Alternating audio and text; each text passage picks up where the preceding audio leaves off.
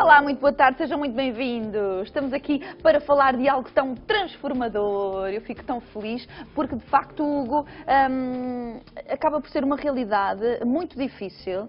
Quando falamos de queda de cabelo, não de estação para estação, não é? Falamos de algo muito mais delicado, muito mais profundo do que isso. Quando falamos de queda de cabelo barra calvície feminina e masculina, são números incríveis no nosso país. Exatamente, sim. Tem a ver com o que é com o nosso clima? O que é que se passa? É genético? Não, a causa mais comum, de facto, é a causa genética. E normalmente atinge cerca de, em algum ponto da sua vida, nos homens 70% e nas senhoras até 40% das senhoras podem ser afetadas por um problema de calvície. Que é um número gigante. É. Hugo, tem vindo a aumentar esse número no nosso país, de acordo também com questões de... Eu sei que o stress também influencia, já iremos falar sobre tudo ao pormenor, mas influenciando nesse aspecto e vivendo economicamente tudo o que os portugueses também estão a viver, teremos então, se calhar, um aumento de percentagem muito maior. Sim, sem dúvida. Temos vindo a registrar aumento de história de calvície na população portuguesa e também se prende muito com o que estava a dizer, com o estilo de vida, com fatores psicológicos, nomeadamente stress, ansiedade, por aí afora. E daí sim ser um número que está, em crescendo. Que está a crescer. Sara, está também como enfermeira também nestes microtransplantes capilares, nestas transformações também de vida.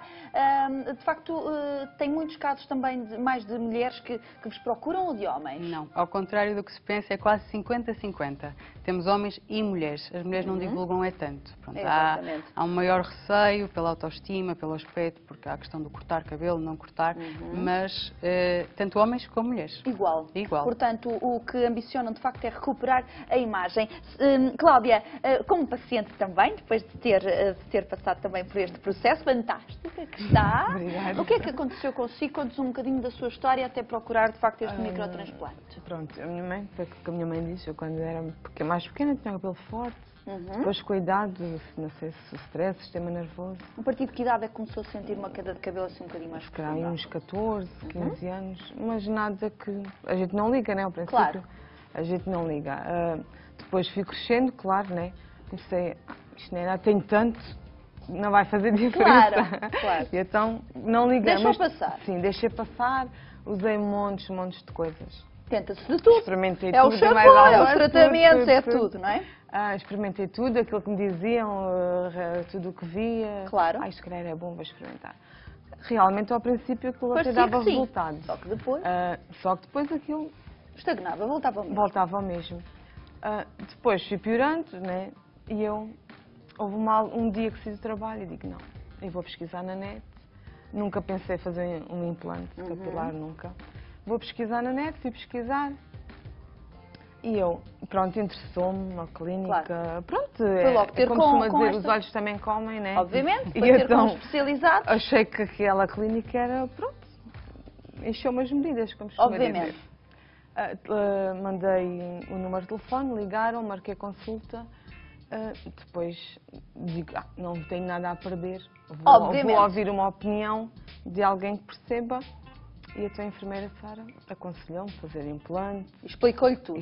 Já me vai contar também o que é que sentiu na primeira voz e na primeira pessoa também neste microtransplante. O que falamos aqui de algo diferenciador, mas para perceberem lá em casa também aquilo que podem vivenciar, aquilo que podem sentir e que podem evidenciar, que poderão daqui, enfim, a uns tempos, a um ano, a dois, ter que efetivamente realizar o microtransplante, quais são as características mais marcantes? Ou seja, uma coisa é os homens falarem que terão a tendência para ter as entradas, não é?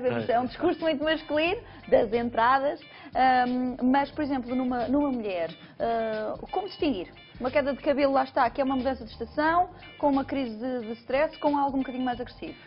Pronto, normalmente é uma coisa nas senhoras que é muito progressiva, portanto vai sendo ao longo do tempo e as senhoras vão notando um padrão um bocadinho diferente dos homens, que é o cabelo ligeiramente mais fino, tornando-se cada vez mais fino, com uma queda cada vez mais acentuada.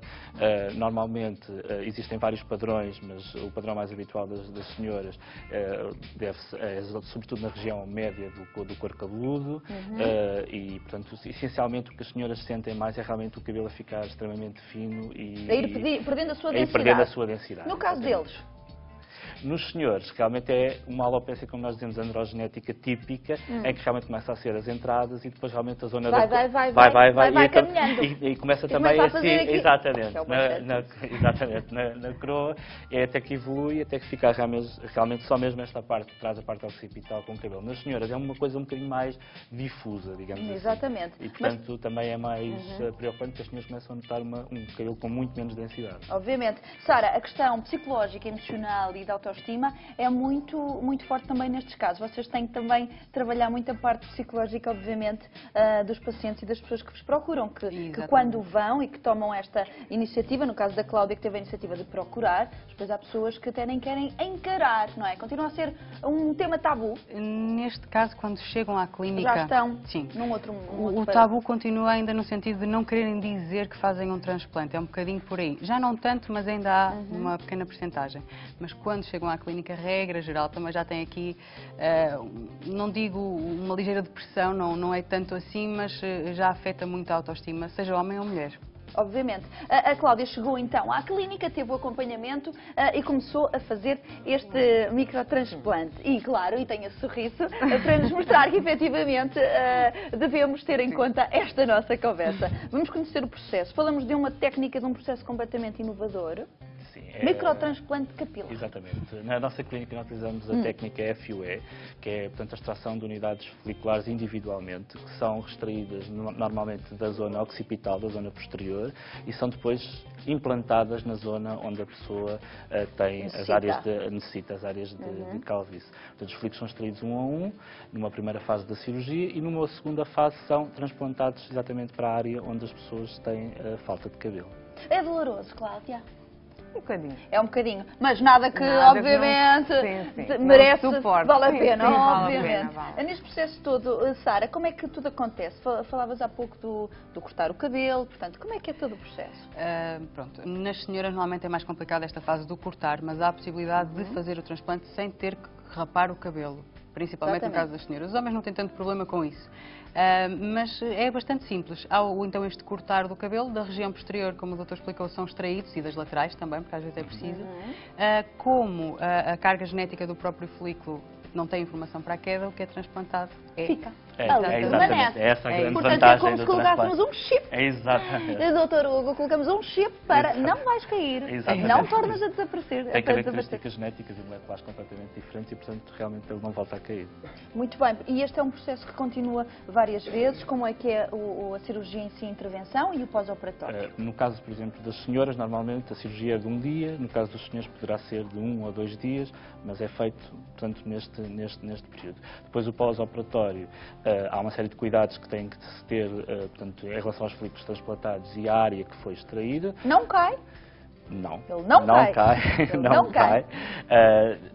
Portanto, como o cabelo tem o seu ciclo de crescimento e de repouso, portanto, durante os primeiros meses ele passa por esse período, não é?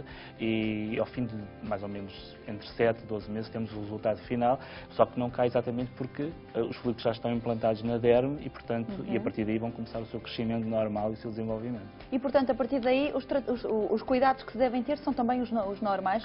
Durante o primeiro mês são cuidados específicos, de acordo com as nossas orientações, e a partir daí, sim, a pessoa já pode voltar a ter os cuidados normais que tem com o seu cabelo. De qualquer forma, nós aconselhamos na nossa clínica a continuarem os tratamentos connosco, porque nós, de facto, temos produtos realmente que nós aconselhamos para determinados tipos de cabelo, porque nem todos os cabelos são diferentes. Claro, e cada cabelo também exige cuidados específicos. No caso da nossa querida Cláudia, como é que foi este processo? Estava a dizer que doeu ali só um bocadinho, enfim, naturalmente que é um processo cirúrgico. Como é que foi depois o pós, não é? Ver-se realmente com o microtransplante? Tão mal como eu pensava. Eu estava a ver o que é que me ia dizer. Entra de uma maneira, sai de outra da clínica, isto é incrível. Com o cabelo, saí sem cabelo, porque eu tive que rapar o cabelo. Rapei porque... Claro. Rapei o cabelo. Mudança de imagem também, claro. Pronto, né? Nunca tinha-me visto careca, né? Sim. E então pensei que fosse, pronto, horrível. Mas não fiquei assim tão mal. E depois começou logo a ver, de facto, o cabelo crescer, leva prazer, um bocadinho, não é? Logo, claro, né? Leva um bocadinho, a gente fica assim um bocado na dúvida. Será que vai será resultar que fiz ou não? bem? Será que não? mas pronto, toda a gente dizia que eu fazia bem, que para aquilo que viam que estava a correr bem, que pronto, toda a gente me elogiava. Claro que sim. E a sua autoestima também começa logo também a diferenciar, obviamente, não é? A gente dizer a toda a gente, não havia ninguém que não dissesse que eu não tivesse feito bem. Não havia ninguém. Que até ficava não havia ninguém. Era o que faltava. Exatamente, é um prazer ouvi-la. Então, pronto, era diferente, não é? Claro, e recomenda, obviamente, também a todas as pessoas que nos estão a ver qualquer que estão na mesma situação. O que é que fizeste? Eu não escondo dinheiro, fiz um implante. Claro. Aonde? Ando com o número de telefone obviamente. na carteira. E passa as informações. E o nome, dou o nome, digo como é que a pessoa vai fazer, dou o número de telefone que é mais fácil. Claro. E a pessoa telefona. Claro, mudou a sua vida, não mudou? Completamente. Muito bem, e esta nossa conversa vai mudar certamente a vida também de muitas pessoas que nos estão a ver. Muito obrigada por terem estado connosco. De facto, também quem nos está a ver, nós estamos a passar os contactos para vos procurarem, para terem outras questões, não é? Cada pessoa também com as suas questões, as suas problemáticas, mas no geral estamos a mudar também, lá está, não mais do que o hairstyle, é sobretudo a autoestima, não é, Hugo? Exatamente, que é extremamente importante. Sem dúvida. Tanto nos homens como nas senhoras se calhar ainda mais, porque realmente, pronto... nunca se idealizam dessa maneira, não é? Claro. Muito obrigada. Tudo bom, muitos parabéns também pelo trabalho. Obrigada.